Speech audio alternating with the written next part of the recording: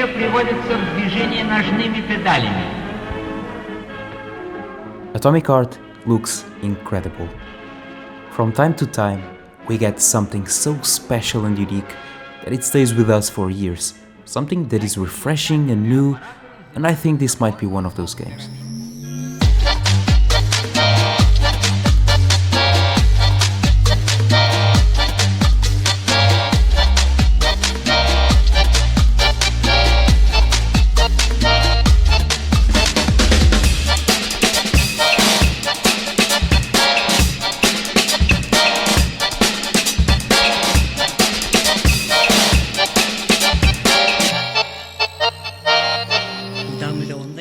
Atomic Heart is a first-person action RPG developed by Mundfish.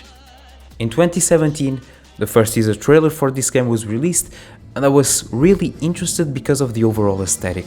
It was so cool. The music, the art direction, and the world all seemed very different yet familiar. But it was the official trailer that got me stoked, showing us outside areas, a lot of variety regarding enemies and machines, and expanding upon the aesthetic from the previous teaser.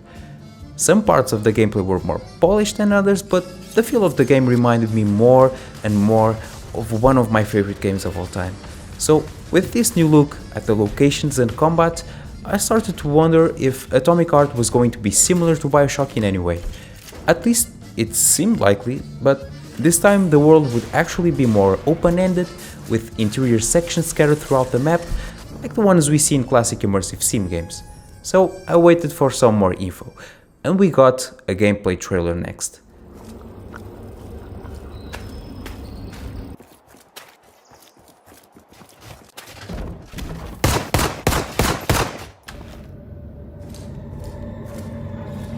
Вот вляпался, блядь.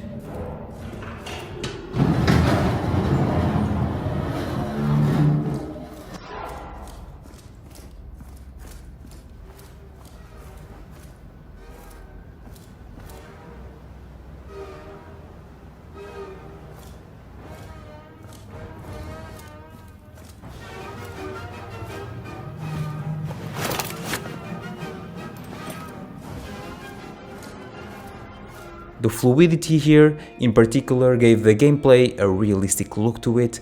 The graphics were complementing the art design so well.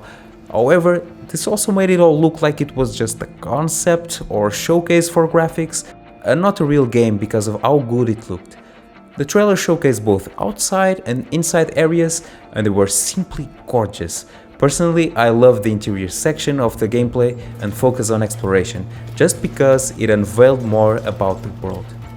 But let me tell you, these trailers just got better and better, and the more they showed us, the less I was worried about this project never seeing its completion. To begin with, it started to look like a real video game. It might have been because of the presentation itself, I really don't know for sure, but this time around the animations, the UI and the combat were all glued together. What I find even more unbelievable is that, in spite of these changes, it retained the graphical fidelity previously seen, and some elements even got upgraded. It was also revealed that none other than Mick Gordon would be involved in the project, and I think I can speak for a lot of us, this guy is nuts. He's so talented and brings so much to the games he composes for, I just love him.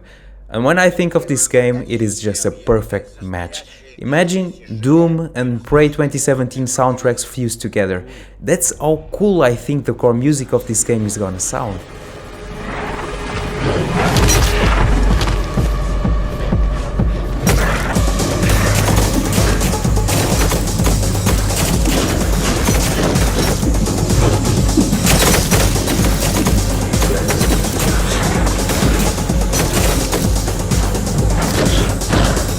Speaking of Prey, this enemy is quite familiar in design.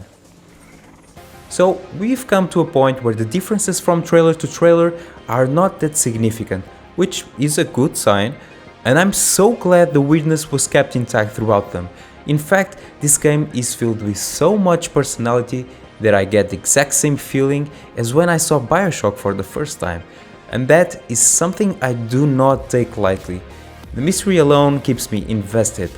The world building seems to be one of the most important components to the experience, and knowing the story will take place in an alternate version of the USSR really sells the curiosity factor.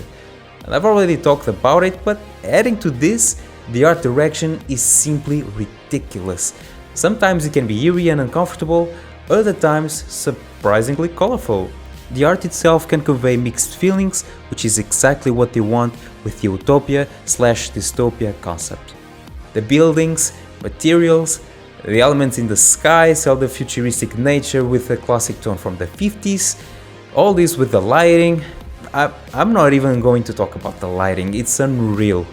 The enemy design, the way they look, sound and move is out of this world, the animations are really smooth, and going back I even thought they were part of a concept but would never be this way in the final product, but oh boy, I was so wrong.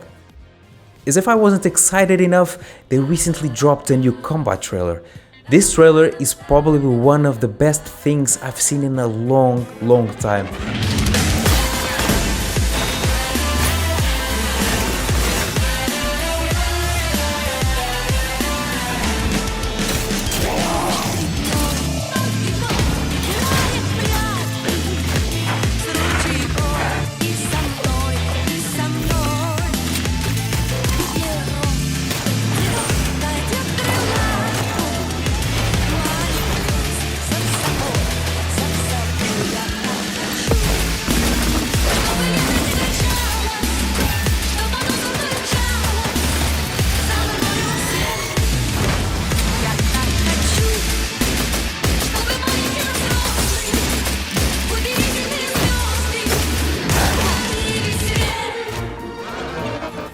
Normally the combat in this type of game is not the main focus at all, but putting it simply, it looks so much fun. It really makes you think there will be endless possibilities in terms of combat, and with so many types of enemies to tackle, it might be a blast figuring out what works and what doesn't. I'm expecting it to have upgrade systems for both weapons and powers, and some type of skill tree for the main character, and if so, it will certainly make the experience even more enjoyable. It also shines a light once more on location variety, and I couldn't be happier. So, all of this pretty much sums up why Atomic Heart is on my radar for so long. What started as a cool looking game ended up like so much more than I was anticipating. It's quite magical actually. And beyond the scope of games, I find it even more comparable to an actual theme park, where you can have fun in different attractions, each one of those having something distinct to offer you, but no matter where you go, it is always stunning. And I know, looks aren't everything, and I will only be certain of what to think of it when I have the chance to play it myself, but for now, this is without a doubt a game that could become one of the brightest and creative products this industry has ever seen.